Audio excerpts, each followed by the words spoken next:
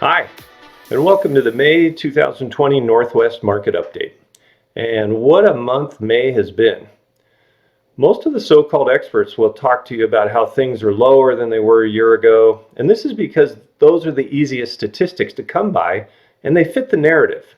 But here at Hometown Advisor Real Estate, we dig deeper. We want to be able to give you the real numbers behind the real trends, and you know what? Things are better than they seem. We've been tracking the activity daily since before the Stay Home, Stay Healthy order on March 25th.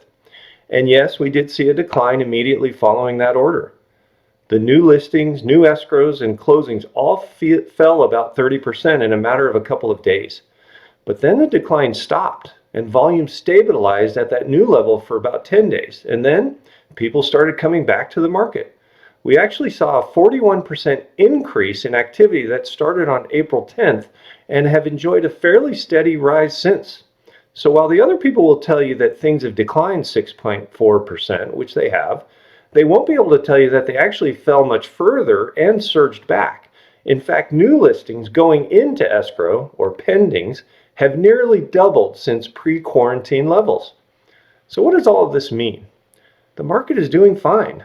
Could it be higher if we weren't in quarantine? Absolutely. But are we going to see a collapse like we did in 2008? Absolutely not. Remember, the economic fundamentals are in our favor. This recession was caused by a health crisis, not a collapse of the housing market. We have much lower inventory, much higher equity among homeowners, and had historically low unemployment. Now we've gone into some uncharted territory. Unemployment is at levels we've not seen since the Great Depression. People are hurting, but there are more services and tools available to suffering Americans than there ever were in 2008 and 9. So I believe we will recover from this recession faster. We need a few things to happen though. We need people not to abuse the forbearance program. Don't take advantage of it because it's available. You'll injure your credit and it will cost you in the long run.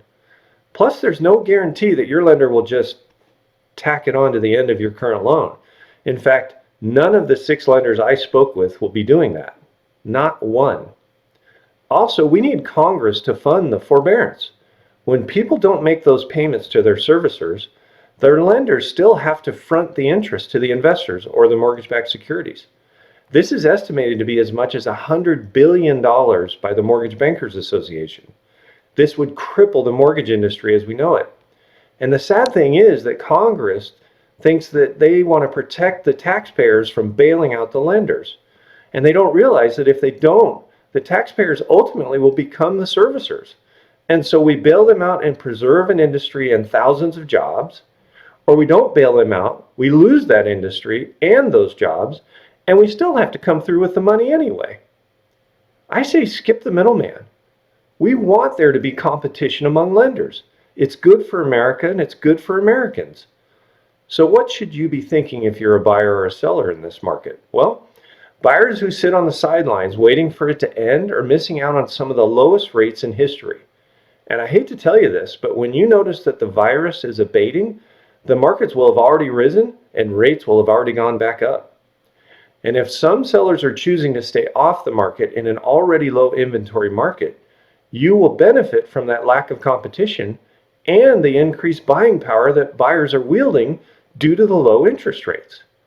We've already had multiple listings that have enjoyed several offers and sold for even as much as $100,000 over asking. You should too. And besides, they won't be on the market for very long.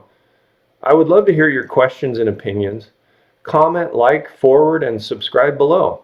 Or just ask me a question. You can do that here, or you can go to my website, realestateanswers.guru. You can also follow me on Twitter at @EdLaineAgent or on Instagram at Mr. Ed Laine. This is Ed Laine wishing you all the best.